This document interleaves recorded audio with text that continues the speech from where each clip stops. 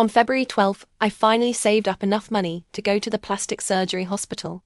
Even though I knew that even if I picked out every feature he hated, molded myself to match Ki Jae-rong's likeness, and put it all back together, Soo-chun still wouldn't like me. Because I'm a cheap imitation. Plastic surgery is damn painful. The anesthesia hurts. The recovery hurts. The pain was so unbearable I almost regretted it, but I pushed through by imagining the shocked and pained expression on Soo-chun's face when he saw me. After the recovery period, I looked at the face in the mirror, and a surge of thrilling excitement rushed to my head. The surgery was even more successful than I imagined. Now I probably look more like Ki Jae-rong than her own sister. Great. Perfect. I clenched my fist and decided to go find Soo-chun right away. HMPH. It hasn't even been half a year since Ki-rong died, and this man who claimed to be devoted to her and said he couldn't live without her is already throwing a party at home, inviting so many beautiful influences. How shameless. While despising Sue for his hypocrisy and lust, I scanned the room for him. This guy's looks have always been attention-grabbing, and it didn't take long for me to spot him in the crowd. Soo-chun was wearing white pants today.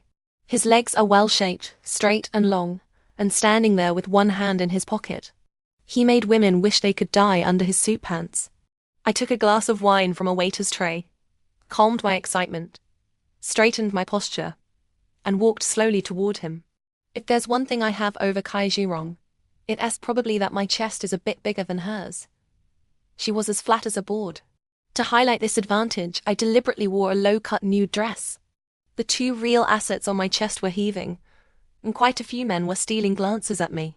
Soo-chun seemed to sense something, his cool gaze slowly sweeping toward me. For a moment I felt frozen, fear and anxiety intertwining in my heart. I even began to regret wearing this outfit, as if it made me look cheaper and robbed me of my dignity.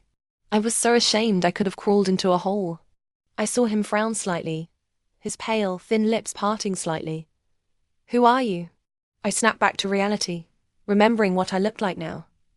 He didn't recognize me. If I looked 60% like Ki Jae-rong before makeup, after makeup it was 80%. Soo-chun would definitely be shocked and bewildered when he saw me. Feeling much calmer, I imitated Ki Jae-rong's usual manner and gave a faint smile, saying lightly, "Has it been so long that you've already forgotten me, Brother Chan?" Soo-chun's brows furrowed into a deep frown. He must have been analyzing who the person in front of him was. Ki Jae-rong had already died in a plane crash. While pursuing true love, it couldn't have possibly be her coming back to life. I watched him leisurely, smiling brightly. Clang the sound of a wine glass shattering. A man strode over from the crowd, like a dark cloud looming over my head. He grabbed my wrist fiercely and said, "Jae-rong? Is that you? You're not dead?" I looked up with difficulty and saw Ki Ming's dark, complicated expression. Ki Ming is Ki Jae-rong's brother. He was once selected for the national youth basketball team, a towering 195 centimeters tall. Later, he gave it up because his parents didn't agree with him pursuing sports. But that was just an excuse. Those who know him understand the real reason. He couldn't bear to leave his sister. Even staying in the province for university was to keep a close watch on Ki Jae-rong. This pervert harbors filthy feelings for his sister.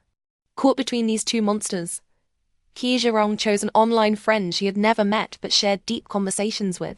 She left without hesitation for love and died on her way to meet him.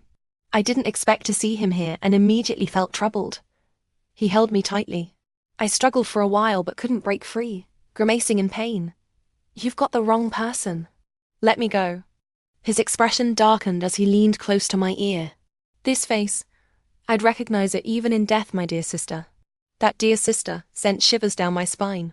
Ki Ming glared at me fiercely, straightened up and tightened his grip. "Since you're fine, why didn't you contact the family earlier? Come home with me first." My mind went blank. I hadn't expected things to go this way. I immediately tried to pull back, unwilling to go with him. "I already said I'm not her." "Ki Ming, you blind bastard. You can't even recognize your own sister. What else are you capable of? Let me go." "Wait," Soo-chun said. At this critical moment, it was Soo-chun who saved me. Soo-chun's gaze swept over me meaningfully. "She's not Jae-rong." Just like that, He saw through me. I didn't know whether to marvel at his unwavering feelings for Ki Jairong, which allowed him to see through my disguise at a glance, or to lament how all my efforts, the pain of shedding my skin and breaking my bones, only earned me a moment of his confusion. Ki Ming turned to look at me. After the initial shock of seeing his sister back from the dead, he seemed to notice something off about me. His eyes filled with doubt and impatience. You're right. Jirong's remains were confirmed by the police through DNA testing. Who are you? Why are you impersonating my sister? Being stared at so intently by so many curious eyes was one of the rare highlights of my life. I took a deep breath, regained my original smile, and patted my pretty face cheerfully. I'm Sujia. I went for some plastic surgery recently. So, how do I look? Pretty, right? As expected, everyone was stunned, including Su Chen. Ki Ming let go of my hand. Honestly, the situation was a bit awkward. I had almost decided to leave, but after hearing the scattered whispers from the crowd, I stayed a little longer. Su Chen's face turned a mix of green and white, quite a sight. He walked straight toward me, eyeing me coldly for a moment. Sujia? My heart tightened, but I pretended to be relaxed. Yeah? When everyone mistakenly thought Ki Jairong had come back to life earlier, he didn't react this strongly. Did I fail so badly with the surgery? He seemed to want to say something but gritted his teeth and held back, letting out an angry laugh. No wonder I haven't seen you for months. Was this why? He probably didn't want to see Ki Jairong's face on another woman, thinking I tarnished her memory. That's why he was so furious. Su Chen was practically grinding his teeth. Have you lost your mind? I was actually terrified of him. Seeing him like this made my legs tremble, but I forced myself not to show weakness. Well, this face is already on me. What are you going to do about it? Rip it off? Seeing the woman he hates most flaunting his beloved's face every day, there's no revenge more thrilling or satisfying than this. I deliberately raised my head, trying to make sure he and everyone else could see clearly. Come with me. Su Chen grabbed my wrist and dragged me into the house without giving me a chance to refuse. Seeing his dark, stormy expression, I couldn't muster the courage to resist. In the room, Su Chen paced back and forth for what felt like forever. He suddenly turned to look at me. Great. I almost choked on my own saliva from fright. Why did you make yourself look like this? He asked. I shook my foot slightly, avoiding his gaze and staying silent. Why? He repeated, staring into my eyes. How annoying. He almost crushed my newly sculpted chin. Are you so jealous of Jairong that you couldn't wait to become her the moment she died? His words struck a nerve. Like a mouse caught by the tail, I bristled and squealed. So what if I am? I'm jealous of her. Jealous of her looks. Jealous that so many people like her. He suddenly curved his lips, a hint of contempt in his eyes. Do you think the only difference between you and her is a face? Yes. How could I compare to Ki Jairong? Ki Jairong was better than me in every way. My wounded pride ached in my chest, so painfully, that if I didn't retaliate in some way, I'd be completely overwhelmed by sorrow. But I've already gotten this face, haven't I? There are so many people who adored her. Surely one or two would want to relive old dreams through this face. I struggled to suppress the sob in my throat, raising my head defiantly. From now on, I'll kiss and sleep with different men wearing this face every day. When that time comes, I knew what I was saying was utterly disgusting. I even disgusted myself the moment I said it. But it worked. Su Chen turned green with rage, looking as if he wanted to execute me on the spot. Sujia, do you have any self-respect left? Do you know what you're saying? Seeing him so infuriated actually made me feel better. I've already given up my face. What do I need self-respect for? Su Chen glared at me for a long time before pulling me away. He ran 2 red lights on the way to the hospital and easily found my surgeon. Change her face back. Terrified, I covered my face. No way. I'd rather die then. The doctor smiled apologetically. Mr. Su, please don't worry. The implants in Miss Su's nose can be removed. But it's difficult to restore her jaw and eyes to their original state. Before I could sigh in relief, Su Chen said, no matter the cost, I don't want to see her with this face. Half an hour later, a surgery consent form was placed in front of me. Su Chen, you just want to kill me, don't you? I'll never sign this. If you force me, I'll sue you. He paused for a moment, then sneered coldly. Go ahead and sue. This beast has the best legal team in his company. I knew I had no chance of winning. Overwhelmed by bitterness, I felt like no one in the world was more miserable than me. You heartless bastard. Even if I die on the operating table, I'll haunt you as a ghost. Perhaps my threat worked. Suchun glanced at me coldly for a moment, and actually took me back. To save my own life and avoid being disfigured, I tried to reason with him on the way back. Think about it. Ki Jirong is already dead. Her body turned to ashes. You'll never see her again. Why not treat me as her? At least I'm alive and breathing. Suchun gave my face a sinister look. Better to ruin it. I was horrified. He took me back to the villa, then took off his suit jacket and impatiently loosened a few buttons on his shirt collar, revealing his fair, well-defined collarbone. Like a wronged little wife, I kept my head down, not daring to look at him, and whispered, I want to go home. His gaze cut through me like a knife. I thought he was still plotting to have me undergo surgery and disfigure me. Terrified, tears streamed down my face as I stammered a plea. What else do you want? Please let me go home. I promise I won't appear in front of you again. He frowned, walked over to me in a few strides, picked me up, and tossed me onto the sofa. Then, without any hesitation, he pressed down on me. Surrounded by his unique, pleasant scent, my heart raced. Seeing his hand raised high, I instinctively covered my face in fear. He took a deep breath, forcibly pulled my hands away, and used a handkerchief to wipe my tear-streaked face. This guy is such a closet romantic, carrying a scented handkerchief with him. Perhaps staring at this face for too long made Suchun angry again. Gritting his teeth, he muttered my name, Su Jia. Afraid he might accidentally ruin my nose, I quickly wrapped my hands around his, looked at him pitifully, and tried to squeeze out more tears. I never expected him to suddenly kiss me. In panic, I clenched my teeth and almost bit his tongue.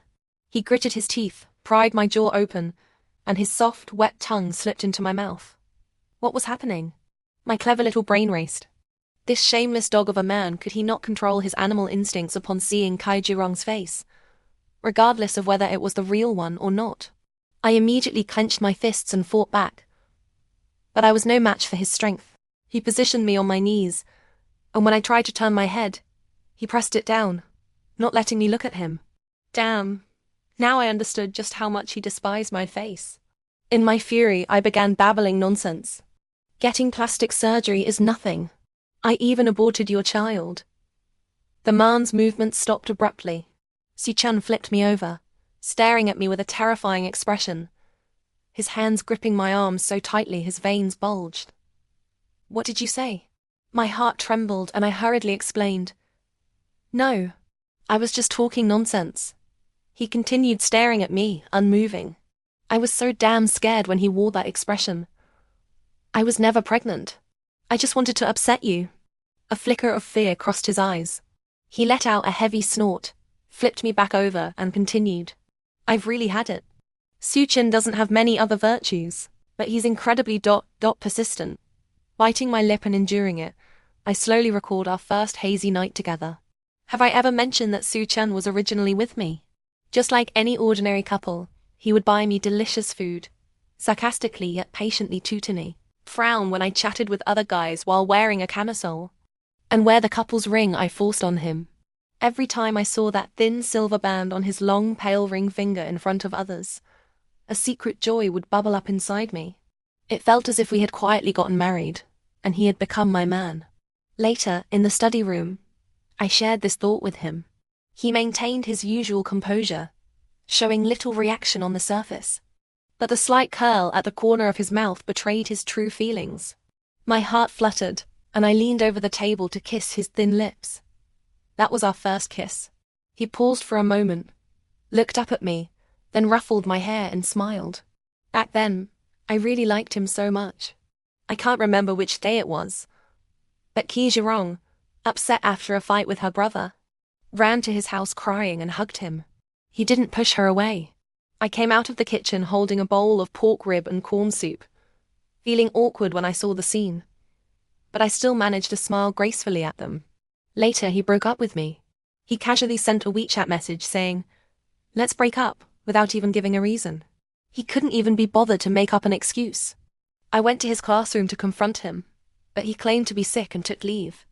So, I waited outside his house. That day it rained heavily. The raindrops stung my face, and I was drenched like a drowned rat. For a moment I felt like the tragic heroine in a romance drama. Tears mixing with rain, how pitiful I must have looked. I fantasized that he would feel sorry for me, unable to contain his worry, and come out of the house with an umbrella to stand before me. Suchun did come out with an umbrella, but it was to pick up Ki Jirong, who had just stepped out of a taxi. The two of them walked past me sharing an umbrella. Suchun's expression was blank, but Ki Jirong seemed a bit guilty and tugged at his sleeve to stop him. Ki Jirong handed me her small floral umbrella and gave me an apologetic smile. She already had an umbrella but still made him come pick her up. How pretentious. I couldn't hold back and blurted out, "You shameless couple." Suchun's eyes immediately turned cold. After cursing, I ran away, refusing their charity with what little dignity I had left. The result was falling seriously ill after returning home. Medicine didn't help, and since my parents were busy with their business and not home, the nanny had to take me to the hospital for an 4 drip. So much for dignity. After that, he only had eyes for Ki Jirong. He stopped talking to me, didn't care whether my grades were good enough to get into the same university as his. And even when I wore a bikini and talked to other guys, he paid no attention. He also took off the ring, probably throwing it into some trash can long ago. I knew then that he really didn't like me anymore. Why does Ki Jirong always get what she wants so easily? Why does she, already adored by so many, have to steal the person I love? I thought Suchun was just like that by nature, fickle and heartless. After all, he's a man, and a handsome one at that. But then he stayed in a relationship for 4 years. He wanted to break up with me after just half a year. Yet he stayed with Ki Jirong for 3 years. It seems he was only heartless toward me. How could I not resent them? So, I threw myself into studying, determined to haunt their lives like a vengeful spirit. I was like the scheming female supporting character in a romance drama, secretly hoping their relationship would fall apart. As luck would have it, with the interference of Ki Ming, the troublesome second male lead, Ki Jirong decided to break up with him on the day of our university graduation ceremony. Heartbroken, he got completely drunk. With a bit of malice, I hypocritically comforted him while subtly pouring him glass after glass of alcohol. If I couldn't have his heart, having his body would do. As we drank, we ended up rolling into bed together. I never expected he was still a virgin. His experience and technique were clumsy, and combined with drunken dizziness, he didn't control his strength well, leaving bruises on my waist. All night he tormented me 3 or 4 times. Except for the first 2 attempts, which were a bit off. The rest was so intense it felt like he'd taken something. When he woke up and saw the messy room, his face turned grim. He stared at the bloodstain on the sheets for a long time without saying a word, clearly regretting last night's recklessness. As long as he was unhappy, I was happy. I didn't actually expect him to take responsibility. Shaking, I pulled on my clothes, went downstairs to buy emergency contraceptives, swallowed them with water, and then took a taxi home. It was as if nothing had ever happened. Not long after, Suchun and Ki Jirong got back together. "Sujia, you can even space out at a time like this." He gritted his teeth, saying my name, and bit my shoulder, making me shiver in pain. Jerk.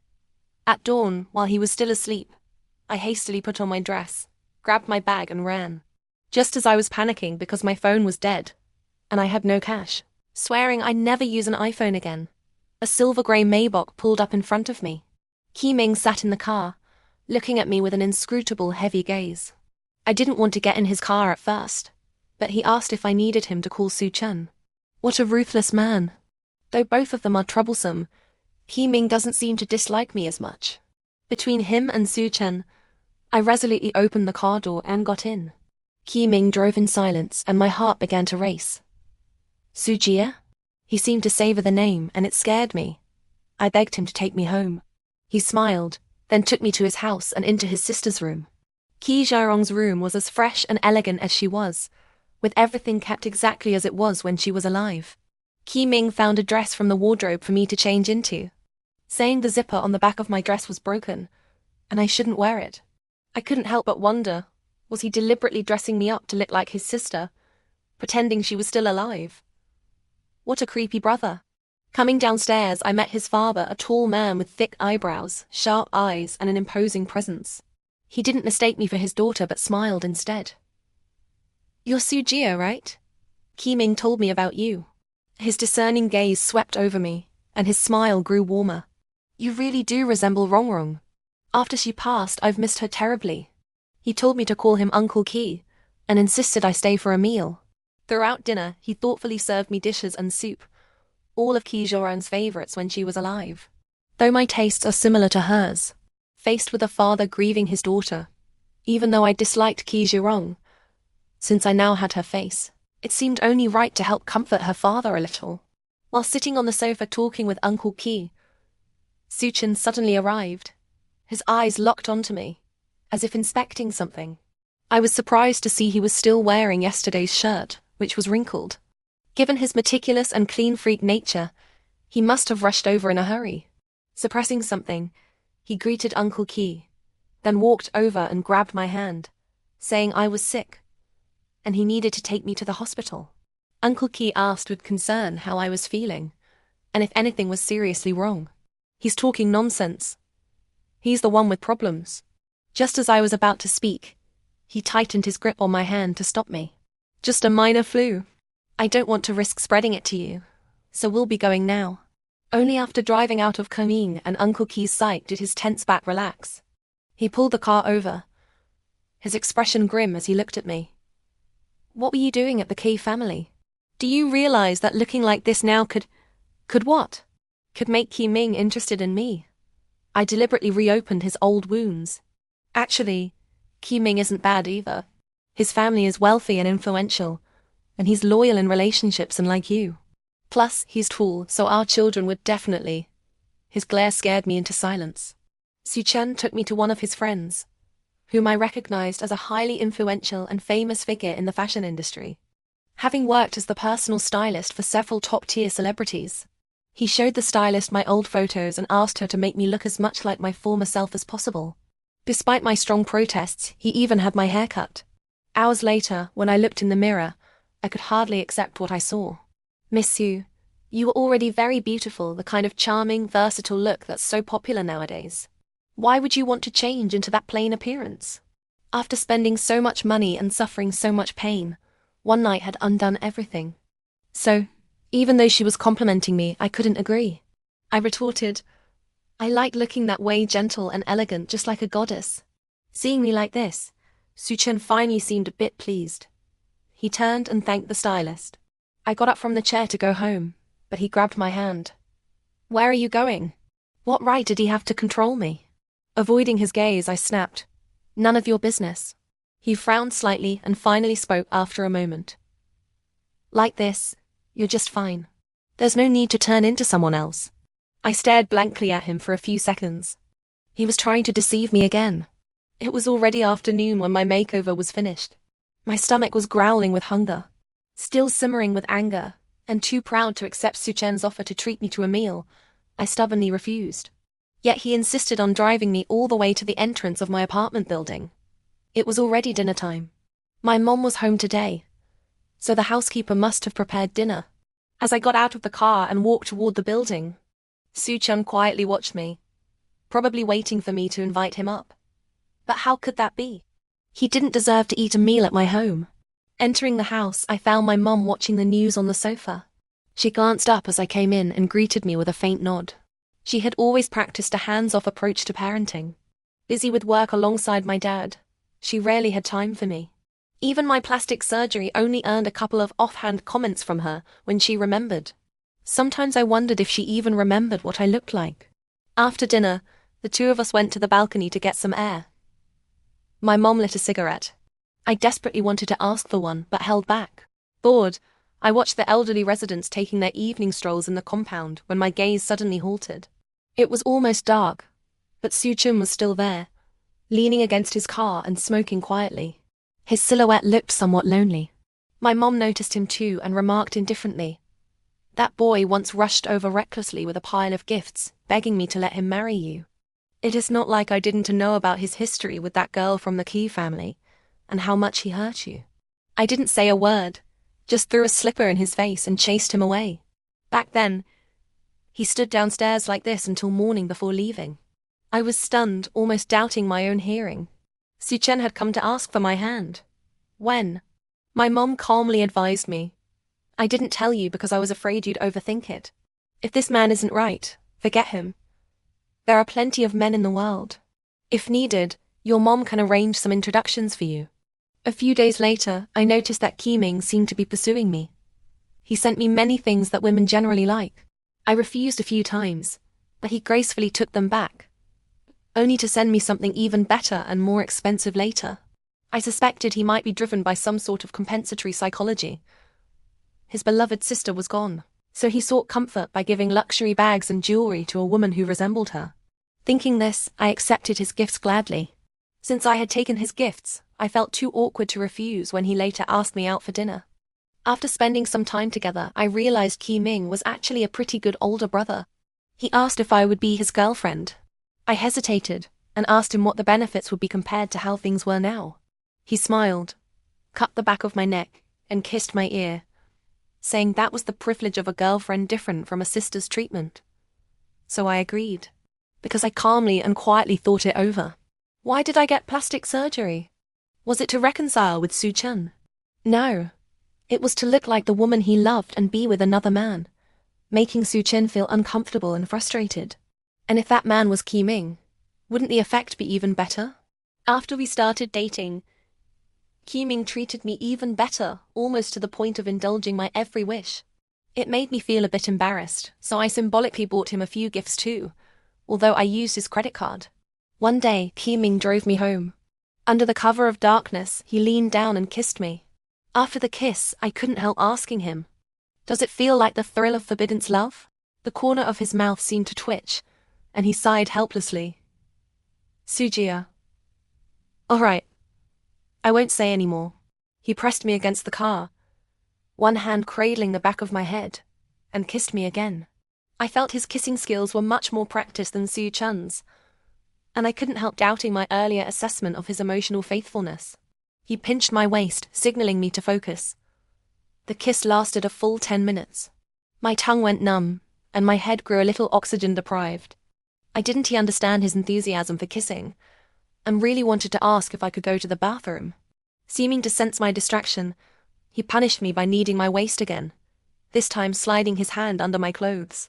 But this time, I probably couldn't focus because I saw Suchen. He was watching me too. I think Suchen was probably quite furious, though I couldn't see his expression clearly. Qiming's tongue and body temperature were gradually rising. His slightly cool palm slid over my back, sending a shiver through me. His hand slowly crept upward. I wasn't ready to take things that far with him yet, but out of a desire to spite Suchen, I didn't stop him. A cold breeze blew by, and suddenly I felt very insecure. My hands resting on his waist unconsciously tightened, even digging into his flesh.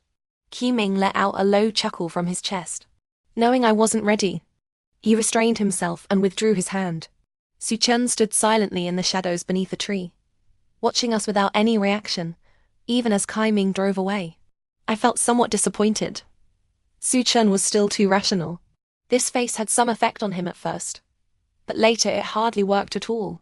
I adjusted my clothes and lifted my chin, trying to walk past him with an air of haughty indifference. In the darkness, Suchen's expression was unreadable. As I passed by him, a pair of hands suddenly grabbed me from behind, swiftly covering my mouth just as I was about to scream. He wrapped an arm around my waist and hurriedly steered me into his car, then pulled the seatbelt over me and fastened it tightly. Damn it, Suchen was actually kidnapping me. Still in shock, Suchen floored the accelerator, speeding away before I could even think of jumping out.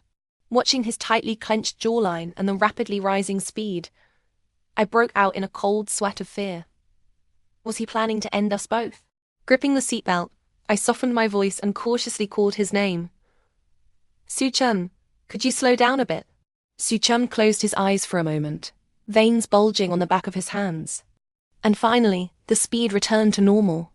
20 minutes later, I nervously looked out the window and realized we were at one of his houses in the suburbs. Late at night, with no one around, I was utterly terrified. Soo-chun leaned over, trapping me with an oppressive presence in the passenger seat. His dark eyes fixed intently on my lower lip. Through the rearview mirror, I saw my lips were swollen from kissing, and I inwardly groaned. He asked in a low voice, "Did you sleep with him?" I was terrified, but my natural stubbornness kicked in. "What's it? What's it to you?" His throat moved, and his tone was eerily soft and gentle, as if giving a warning. "Soo-jia, you'd better tell me you didn't. Otherwise, I don't know what I might do." I instinctively shrunk back, clenching my sweaty palms. I was angry, but also found the man before me absurdly ridiculous. Unable to hold back, I replied with full sarcasm, "This is between Ki-ming and me. Isn't it normal for something to happen between a man and a woman? What right do you have to discipline me, as my future brother-in-law? Besides, he gave me so many things. I have to repay him somehow." I knew how he would see me: plastic surgery, materialistic, using my body as a bargaining chip, completely objectifying myself. But so what? When I was young, my parents thought work was more important than me. They left me with the nanny and were gone for months on end, not even remembering to call on my birthday. As I grew up, I became a foil to Ki Jairong. No one saw me, and even the only person who once cared for me, Soo-chun, was taken by her. No matter what role I was in, I was always the one overlooked and abandoned. So what if I was a replacement? At least someone liked me. Someone could see my worth. Didn't that mean I still had value? A hint of sorrow seemed to flash in Soo-chun's eyes. Or maybe I imagined it. Suddenly he kissed me. As our lips and tongues met, he bit down on my lip, nearly drawing blood before reluctantly letting go. Then he captured my tongue, kissing me until I nearly lost my soul. He hauled me into the villa's bathroom like a chick, forcing me to rinse my mouth over and over with mouthwash until the inside of my mouth felt raw and my tongue went numb. The pain brought tears to my eyes. He had already kissed me. What was the point of rinsing now? I truly didn't understand.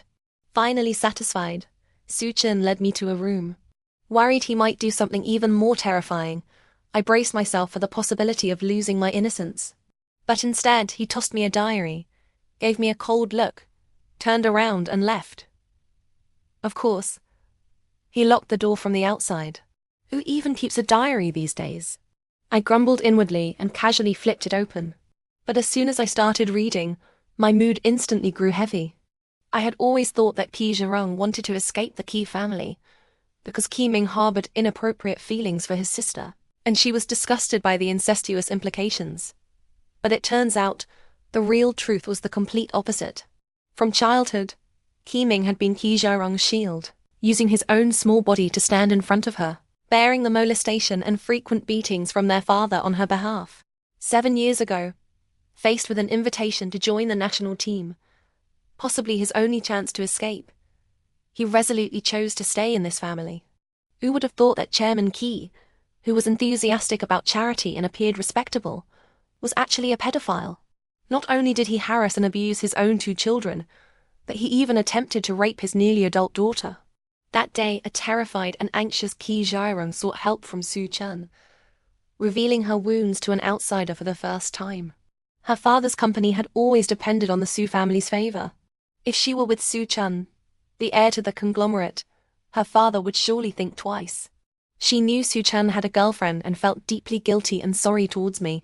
But this was the only solution she could think of. If they reported it to the police, the family scandal would be exposed.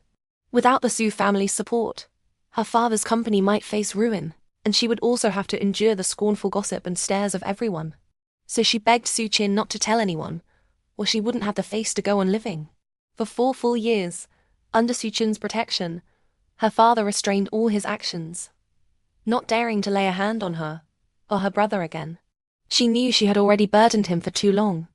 During those 4 years, no real romance developed between them, because of this superficial relationship. To her, Soo-chun was more like a reliable older brother. His kindness stemmed from responsibility and pity. But how long could he protect her? Did they really have to go as far as marriage? How could she let Soo-chun sacrifice his own happiness for her? So, On graduation day, she steeled herself and proposed a breakup. Her father's vile intentions remained. Just 1 month after their breakup, he revealed his true colors again, cornering her in the bathroom while she showered. When coaxing her to open the door failed, he simply removed the doorknob. But what was even more chilling was that Ki Meng, who rushed back in a panic, smashed a vase over their father's head. As he picked up a bloodied shard to continue, she knelt on the floor, tears streaming, and stopped him. It wasn't worth ruining his life for such scum. Su-chun soon learned of this incident and, to protect her, they got back together. It was only later that she found out that during their breakup he had slept with me. Su-chun wanted to take responsibility and brought gifts to my mother, proposing marriage, only to be mocked and chased away with a slipper. If it weren't for her, Su-chun could have openly been with the person he loved. There wouldn't have been so many misunderstandings and helpless situations, making that girl seem within reach yet unattainable. Someone as dirty as her would only drag down her brother and Su-chun. What was the point of living on? At the most desperate moment of her life, she met Ziyu. His childhood was also spent enduring sexual assault and beatings. As he grew up, he fought, skipped school, beat his beastly father until he bled, and even crippled him. For this, he was sent to juvenile detention several times, labeled a delinquent by judgmental people. But he didn't care. Later, with the help of kind individuals, he turned his life around and became a lawyer specializing in child abuse cases. Their similar experiences made them kindred spirits, and feelings developed between them. She wanted to be brave like him, just once, and go to him. Reading this, my heart tightened. Happiness finally within her grasp. Yet she died in a plane crash. All these years I had been immersed in self-pity, only now realizing that she, who lived under a halo, was actually the most tragic and helpless one. Flipping to the end of the diary finally put my mind at ease. To evade her father's surveillance, she used the new identity Zio, arranged for her to buy another ticket. She wasn't on the crashed flight after all. This, however, conveniently led her father to believe she had completely vanished from this world. She could finally start her life anew, clean and free. I took a deep breath. Reality truly is more absurd and bizarre than any movie. This diary was mailed by Zharong from Country K not long ago. Su-chun said, as the door opened and he slowly walked in. He slipped his hands into his pockets and didn't continue. I understood without him saying more. Ki Zhairong sent this to explain to Su-chun the reasons and hardships behind his decision to break up back then. I could understand. Understand my foot. Even if Kai Zhairong was truly pitiable and I sympathized with her plight, did that justify treating me so callously? Ki Zhairong needed care and protection, so I could just be casually hurt. I closed the diary, stood up, and asked him, if you had told me the truth back then, I might not have disagreed. Since you made the choice to give up on me at that moment, fine. Let's part ways amicably here and now. I walked past him out of the room. Su-chun grabbed my hand. I thought for a moment and offered him an explanation. You were worried I might leak her secret to others, so you didn't tell me, right? Su-chun answered me cleanly and directly. No. Then why? Su-chun frowned. I laughed. I can forgive you too. Just watch me be in a relationship with another man for 4 years, I said. Really get a feel for what I went through back then. Su-chun's face paled slightly. I walked out very coolly and handsomely, then stood silently in the chilly night breeze. Fortunately, this time Su-chun didn't abandon me there. He was gentlemanly enough to drive me back. He didn't speak to me the entire way. After returning, I started trying my best to avoid Ki Meng. He asked me out several times, but I made excuses to decline, and I gradually began returning some of the gifts he had given me before. I kindly sorted them for him. Which ones were unopened, unused, and still had receipts, suitable to give to other girls later, which could be kept as collectibles with good appreciation potential, or what price would be fair if sold second-hand to avoid getting ripped off, or if not, renting them out was also an option. Ki Meng texted me. Was it because I offended you that night? I stared at the phone screen, lost in thought. What on earth was this bastard trying to do? Knowing full well his sister wasn't dead, knowing about his father's twisted and disgusting desires towards Ki Zhairong, he deliberately brought me before his father. letting clueless me fall into a wolf's den. Remembering how attentively Key Sr. treated me that day sent chills down my spine. Since I wasn't his real sister, it didn't matter, right? Wanting to offer me the plastic surgery replica of Kai Rang as a sacrifice to his father to gain benefits like shares, inheritance rights. The more I thought about it, the more frightened I became. With trembling hands, I blocked Keeming. But less than 2 days later, he cornered me at my doorstep. I tried to follow my mom's example and hit him out with the slipper, then thought a slipper had limited deterrence and switched to a mop. Keeming took a few wild blows from me, his face turning pale with pain. After all, he was over 190 centimeters tall. Before I could see clearly, he had snatched the mop from my hands. Terrified, I covered my head and crouched on the floor. I waited and waited, but the beating never came. Keeming crouched in front of me, gently smoothing the stray bangs on my forehead, looking somewhat helpless. "You know everything now, don't you?" I blinked, adjusted my emotions, and glared at him with hatred. Keeming's expression grew even more helpless. Still crouching, he explained everything to me. He hadn't known Ki Jairong's death was faked. He only recently learned about Seiyu's existence. Because of their father, Keeming had always held strong prejudice and hostility toward any man who got close to his sister. It took him a long time to slowly accept even Su Chen. Perhaps precisely because of this, Su Chen and Ki Jairong chose to keep it from him. Given his protective and controlling nature towards Ki Jairong, he wouldn't feel at ease letting his sister leave his sight to follow another man in a foreign country. In his heart, the only person his sister could trust and rely on was himself. So, Ki Jairong didn't tell him about faking her death, intending to wait until everything was settled. Naturally, Keeming was smart. He quickly sensed something was off from Su Chen's reaction, and tried to force the truth out by bringing me post-surgery to the Ki family. With him present, even if their father had intentions, he wouldn't dare actually do anything to me. This tactic worked. Afterwards, Su Chen confessed everything to him. His kindness towards me stemmed from guilt and a desire to make amends. For 4 years, Ki Jairong had occupied the place by Su Chen's side that should have been mine, making me the sacrificial lamb. That's why he indulged my every whim, showering me with gifts and attention. So it wasn't because of this face after all. At first, it really was just about making it up to you, he said, tapping my face, his thumb gently stroking the corner of my mouth. A smile curved his lips. But lately, it seems I can't control myself anymore. His words reminded me of that night's lingering kiss, making my cheeks flush slightly. A few seconds later, as something else occurred to me, my face turned a bit greenish. There was one thing I really couldn't hold back. I struggled for a moment before asking him, "When you kiss me, does it really not feel like you're kissing your sister?" I hadn't asked before because I didn't care if he saw me as a replacement. In my eyes, being utterly neglected was far more terrifying than being treated as a tool. I had pleaded so pitifully for a pair of eyes to look my way. But humans are never satisfied. If I fell for him, one day I would wish for him to see the real me, not another shadow in his heart seen through me. Keeming's eyes darkened slightly, as if carefully studying my face. "You and Jairong are different. She would never be like you. You're like a blade of grass growing on its own, always able to bend easily, surviving without much nurturing, and swaying triumphantly at me when I look away." By the end, he actually smiled.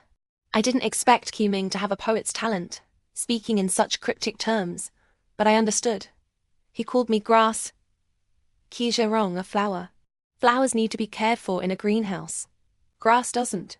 I am now a blade of grass pretending to be a flower. Fuming, I held the mop handle between us and chewed him out. I'm going to find a man who thinks I'm a flower right now. A few months later, Mr. Ki suffered a stroke and was sent to a nursing home. His mouth and eyes twisted, unable to speak. Keeming ousted his father's key aides, installed his own confidence, and naturally became the largest shareholder, taking control of the company. Rumor had it Su Chen provided significant help behind the scenes. Not long after the stroke, Mr. Ki fell down the stairs due to a caregiver's negligence, resulting in multiple fractures and a minor concussion. They say he needed to use the bathroom, but no one attended to him, so he wet himself. The unhappy old man tried to go himself and ended in tragedy. I truly suspect it was all Ki Ming's scheme. He had his father undergo an ostomy surgery, fitted him with a colostomy bag, and a catheter to handle waste. Having lived a dignified life, Mr. Ki spent his final days in a lingering stench. My family arranged a blind date for me with a man from a comparable family background and age. He was quite innocent. After confirming our relationship, he was too shy to even hold my hand. Or maybe he just wasn't interested in women.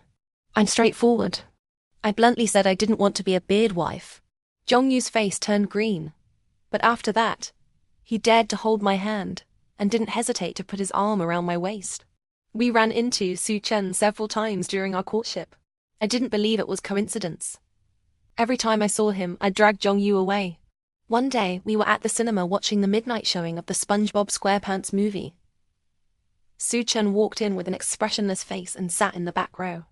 Annoyed by him, I plopped onto Jong-Yu's lap, wrapped my arms around his neck, and fed him popcorn. Sure enough, Su Chen was pissed off and left. When we came out after the 2-hour movie, Su Chen was still there. He was waiting by a snack stall, his handsome profile and long legs attracting attention from several girls. As I passed, he handed me a serving of stinky tofu slathered in chili sauce. He still remembered I liked stinky tofu. In high school, I'd always pucker my lips to kiss him after eating it. And he'd tilt his head back in disgust, trying desperately to dodge me. Such innocent, beautiful memories. Sadly, they only lasted that brief half-year. After that, it was always 3 people. I didn't accept it, pulling Jong-Yu to a hotel to get a room. Su Chen blocked us at the elevator, his brows furrowed so tightly they could crush a fly, his face cold as he told me not to go too far. I said, "It's only been a few months and this is too far. There are still 4 years to go." He gripped my hand tightly, refusing to let go, and got punched by my boyfriend. I said, "Well done." The next day, when we came out of the room, we found Su Chen had been sitting guard outside all night, stubble covering his chin. He looked up, his eyes bloodshot. I kissed Jong-Yu's cheek, and he understandingly kissed me back. Such good teamwork. I loved him even more. Later, Ki Ming approached me a few times. I asked him, "If your sister and I both fell into the water, who would you save?" Even Ki Ming couldn't answer this age-old dilemma. That he hesitated for even a moment surprised me. After all, I knew well Ki Zhirong's weight in his heart. I could actually compete for a few seconds. A year after dating Jong-Yu, I was getting engaged. Su Chen came to me dead drunk. I lied and said it was a shotgun wedding. He stared at me for a long time without speaking. Then his gaze lowered and landed on the ring on my finger. It was my engagement ring with Jong-Yu. Emotions churned in his eyes, as if something long suppressed had reached its limit and was about to burst forth. He took out his wallet, pulled a necklace from a compartment. At the end of the chain was a silver ring. A cheap, crudely made silver ring worth maybe 128 yuan. The chain probably cost 100 times more than the ring itself. Su Chen asked me, "Then what about this?" His voice was hoarse. I looked at the ring, remembering what I told him in the school library. "Su Chen, don't you think wearing rings makes us seem like husband and wife?" So he had kept it. I thought he'd thrown it away long ago. "Oh, this." I smiled, raising my hand to show him the ring clearly. "I already have a new one. The old one? I don't even know why I lost it ages ago. If you like keeping it, keep it." After saying that, I turned and left, not looking at his expression. Truthfully, after that, he did try to explain to me. Ki Zhirong's mother and his mother had been close friends for many years. Su's mother accidentally lost an eye in childhood. After Ki Zhirong's mother died by suicide due to depression, she donated her corneas to Su's mother, her only wish being for her to take care of her 2 children. That's why the Su family had supported the Ki family for so many years. If your father suspected I was still in contact with you, he would become suspicious. His methods are despicable.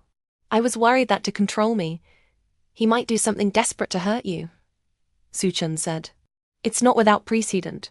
He holds videos and photos of Ki Ming and Ki Zhirong.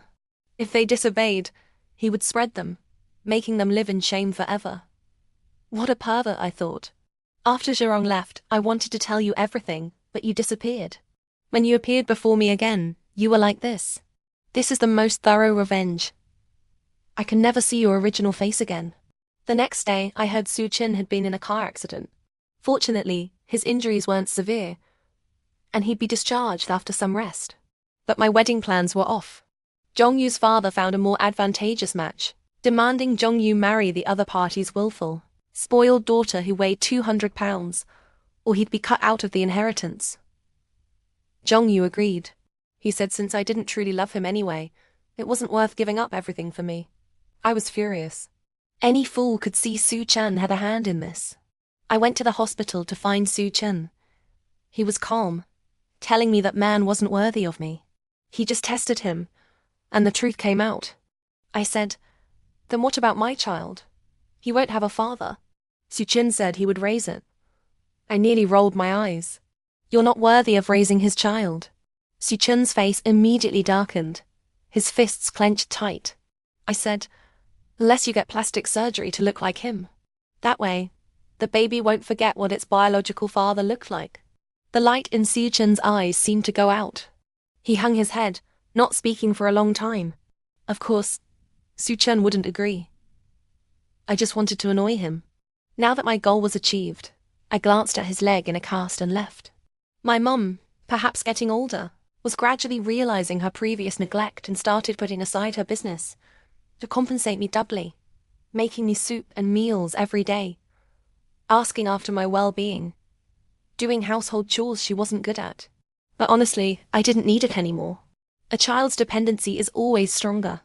When I was little, I so craved my parents' company, afraid they didn't love or want me. Now that she's with me all the time, it feels restrictive. Actually, thinking carefully, they had already given me a good education and a relatively comfortable upbringing. Parents have the right to self-fulfillment. They don't necessarily have to sacrifice their own lives and career passions for me. Especially my mum, she doesn't need to feel she must be a virtuous wife and mother, staying home to serve her husband and raise children, to be worthy of me. I told my mom this. She was stunned for a moment, then smiled and said, you being so independent actually makes me feel a bit lost. Soo Chan appeared more and more frequently in my life, to the point where he'd suddenly show up even when I went grocery shopping with my mom, politely greeting her while naturally taking the bags. I asked him, did your company go bankrupt? He glanced at me but didn't speak. Then why are you so free? He said, this isn't called being free. After delivering the groceries home, my mom didn't invite him to stay for a meal, treating Soo Chan completely as a delivery tool. Soo Chan didn't get angry either, politely saying, Auntie, I'll come see you again later, before leaving. One day I wore a quite ladylike dress shopping, feeling very good about myself. The only issue was that after indulging in food, my little belly protruded noticeably. As soon as I ran into Soo Chan, he frowned. How can you wear high heels while pregnant? He was clearly calling me fat. Unhappy, I retorted. Who says pregnant women can't wear high heels?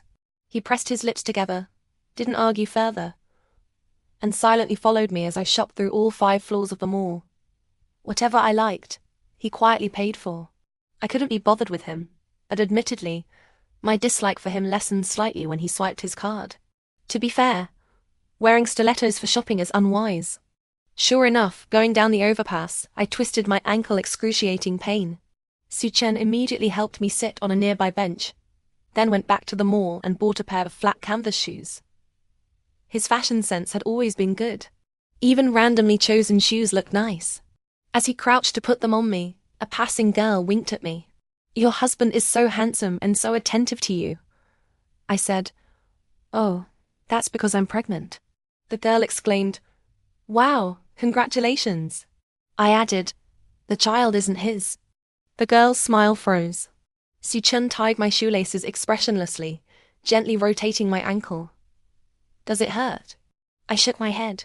He helped me up, nodded to the girl, and walked toward the parking spot. The girl's eyes were filled with sympathy as she looked at him. On the way, I found a can of Coke I'd left in his car before, leisurely drinking it while scrolling through my phone. He frowned. Drink less carbonated drinks. I didn't understand. It's not your child. Why are you so nervous? Soo Chan's knuckles on the steering wheel turned white, relaxing only after a moment. Being a single mother is hard. I can take care of you both. Having one is exhausting enough. I won't have a second, I said, looking at him. Your Sue family line might end here. You don't mind that either? The car drove on for a while before Soo-chan slowly said, Just don't tell my dad. We can treat this child as mine. Honestly, I was almost moved. But still, I pretended to wipe away non-existent tears. If it weren't for you, his father wouldn't have abandoned the two of us. That evening, an old friend of my mom's came over for a visit. Unexpectedly, she had a food allergic reaction, and I drove them to the hospital. The caller ID showed Soo-chan. I answered. You answered so fast, not asleep yet? His voice sounded tired. You should get more rest. Then why are you calling me? I said, I'm on my way to the hospital. He paused. Why? I pretended to be upset. What? My mom is taking me to get an abortion. His breathing seemed to quicken. With restraint, he asked, Which hospital? Afraid he'd really come looking, I randomly made one up. Not long after sending the aunt to the A, Soo-chan actually showed up. He hurried over, his lips pressed pale with tension. The moment he saw me, he looked relieved, grabbing my hand with a palm damp with cold sweat. I made up that hospital name based on a pet shop sign. How did he find me? I was utterly bewildered. The child is mine, he said to my mom, solemnly. I will take responsibility. My mom was full of question marks. Child? What child? Soo-chan frowned. You haven't told Auntie yet. This. I gripped his hand tightly, trying to distract him. Do you really want to see me give birth to someone else's child? Maybe I should just get an abortion. His gaze fell on my abdomen, his eyes holding an unreadable emotion. No, I don't. After a brief pause, he added softly, But how could I bear to let you do that? Seeing him so serious, I couldn't continue the joke. My mom was still in the dark. When did you get pregnant? Seeing the situation was about to spiral out of my control, I had no choice but to honestly admit I'd lied to him. Soo-chan abruptly turned to look at me, his whole body seeming to stiffen. I didn't dare meet his eyes, afraid of being frozen by the coldness in them. A long time passed before he slowly asked, You're not pregnant? I tried to pull my hand away, but he held on tight. I forced down the panic inside. Yeah. I habitually wanted to jab at him a couple more times, but seeing the look on his face, I chickened out. Soo-jia. His throat moved, but he didn't finish what he was about to say. He definitely wanted to yell at me. The aunt was helped out by a nurse, seemingly fine. Seeing Soo-chan and me in our ambiguous pose, she was momentarily stunned, then smiled and asked, Is this Xiaojia's boyfriend? I waited for the furious Soo-chan to deny it, but instead, I heard him say yes, very politely. Hello, Auntie. My name is Soo-chan. What a fine young man. What a fine young man. Perhaps impressed by Soo-chan's willingness to happily accept fatherhood, my mom's attitude toward him softened slightly. The next time he brought gifts over, at least both he and the gifts could stay. But I still felt sour inside, like a thorn stuck in my flesh, unable to let bygones be bygones. After the first successful stay, Soo-chan's skin thickened. These days, he dropped by my house whenever he had free time. After dinner, he cut a plate of fruit and placed it on the coffee table, asking if I wanted some. I sat cross-legged on the sofa playing games, too busy to pay attention. He didn't speak either, quietly accompanying my mom watching TV. A guy often played games with online asked to form a CP with me in-game. I agreed. Soo-chan gave me a meaningful look. Thirsty, I poked his leg with my toe, telling him to get me water. When he came back with a glass, I started eating the oranges on the plate. My mom couldn't stand it and scolded me. Soo-chan said it was fine and took the trash downstairs. I met up with the guy from the game. Coming back from the bar, Soo-chan was waiting for me downstairs. He looked at me, his eyes holding something between sorrow and hurt. I ignored him. Went inside with my bag. He spoke from behind me. Just what do I need to do for you to be willing to go back to how we were before? I took out my phone and sent him a photo of Jong-yu and me together. I still like him, but you made him break up with me, I said. When you finally look like him, maybe I'll glance your way. A whole month with no news from Soo-chan. Who would have thought he actually went and did it? My former plastic surgeon called me, saying Mr. Su was consulting him about my aesthetic preferences and suggestions for plastic surgery. I rushed to the hospital. Su-chun was sitting in the consultation room.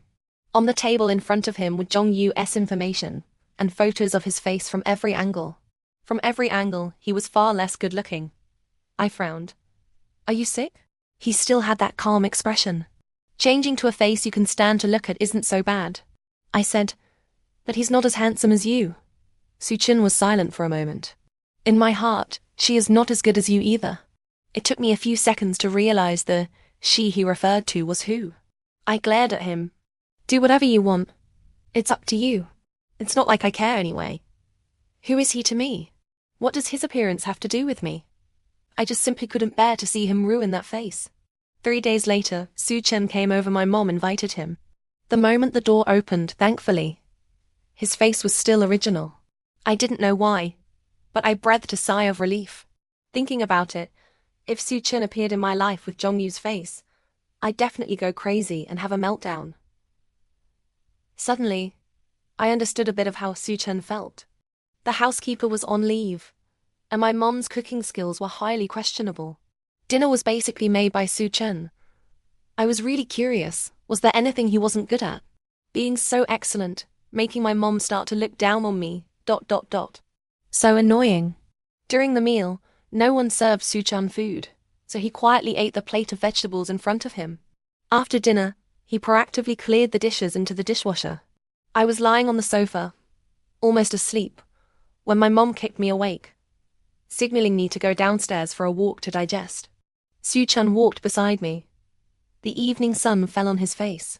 For a moment, it felt like the boy I admired 4 years ago. If Kai Jae-rong hadn't taken the initiative to break up, would you have just followed the steps and married her, devoting your life to protecting her? My words weren't without sarcasm. That day would never have come. He stopped walking, his gaze settling on me. Even if she hadn't chosen to fake her death and leave, I had ways to permanently silence her father. He said, Sujia, I also regret those 4 years. Now, whenever I close my eyes, it's your former self I see. If I had another chance, I wouldn't choose that method. Ki Jae-rong's life and reputation were important, but my feelings were equally important. There were many feasible solutions, but I just used the most reckless and foolish one. Back then, I didn't know I would regret it this much. We reached the end of the path. I snorted, turned, and walked away. He stood behind me for a long time before following me like an idiot. Touching my smooth little face, I began to ponder. Do you think I should get it changed back? The surgical risks are too high. Oh. Anyway, my goal was actually already achieved. After all, it makes him uncomfortable to see my face now. Days passed and Su-chun still came to my house as regularly as clockwork. My mom looked at him more and more like a prospective son-in-law. Sometimes she even let him stay overnight in the guest room, though I always drove him out with sarcastic remarks. Ki Ming still contacted me occasionally, but his words had regained their initial restraint and distance. He said he was going to Country K to find Ki Jae-rong, to see with his own eyes that she was doing well before he could rest easy. As for me, I began to re-examine the face in the mirror. After the initial hatred and the thrill of revenge faded, what remained was a strange emptiness. Living under someone else's face, no matter how similar, was ultimately living in the shadow of another skin. Though not exquisitely perfect, they were the unique of Sujia. Su-chun seemed to sense my wavering. He no longer brought up any topic about changing back. He just observed my preferences more carefully, clumsily trying to be good to me in his own way. For example, when I woke up hungry in the middle of the night, he would silently cook a light bowl of plain noodles.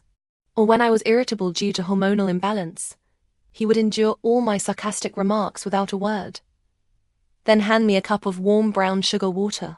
Very cliché, even a bit old-fashioned. Yet, it was precisely these trivial details that, like water dripping on stone, slowly eroded the high walls I had built with resentment. One day, I inexplicably dug out old photos from the past. In the high school graduation photo, I stood diagonally behind Su-chun, smiling with youthful vigor, light in my eyes. Back then, I hadn't yet learned to wrap myself in thorns. I simply liked that shining boy. Su-chun had walked up behind me at some point, following my gaze to the photo. After a long silence, he said softly, Look, you used to smile like this. It was really nice. My nose tingled, but I said stubbornly, Duh. When have I ever not looked good? You've always looked good. He paused, his voice even softer. But my favorite is still your original self. Not because of anything else, just because it's you. I didn't turn around, afraid he'd see my reddened eyes. Somewhere hard in my heart seemed to go crack, splitting open a fissure. A while later, my mom organized a family trip, ostensibly to relax, and conveniently invited Soo-Chin along. The destination was a small town famous for its hot springs. At night, I soaked alone in the outdoor hot spring, the rising steam blurring my vision. Soo-Chin had joined me at some point, at a not too close, not too far distance. In the hazy steam, his outline remained clear. We didn't speak. He suddenly spoke, his voice somewhat indistinct from the steam. Sometimes I wonder if that rainy day years ago I had caught up with you, or later, if I had been braver and told you the whole truth. Would things between us be different? I swirled the warm spring water, not answering. He didn't seem to mind my silence and continued on his own. I know the past can't be changed, and the damage is already done. I don't dare ask for your immediate forgiveness, nor do I expect we can go back to how we were. I just want to tell you that every day from now on, I want to spend making up for it. Not as compensation for Ki Jairong, and not as atonement. He turned his head. His gaze pierced through the mist, looking straight at me. Simply because the person is you. The warm spring water seemed to seep into my heart. I turned my face away, muttering, Smooth talker. He smiled, didn't push further, just quietly kept me company. On the flight back from the trip, I pretended to sleep by the window. Soo-Chin asked a flight attendant for a thin blanket and gently covered me with it. The action felt familiar and natural, as if he'd done it 1,000 times. The plane passes through cloud layers and sunlight streamed in without obstruction, somewhat glaring. I was about to raise my hand to shield my eyes when a long, slender hand reached over first, blocking the light for me. The edge of his palm was outlined in gold by the sunlight, warm and dry. In that moment, I suddenly felt that whether to change back or not didn't seem so important anymore. What mattered was that someone was finally willing to go through layers of fog and misunderstandings, trying to see the real, imperfect but unique me beneath the skin. Perhaps this was the best ending. A new beginning, not simply the repetition of an old dream. The end.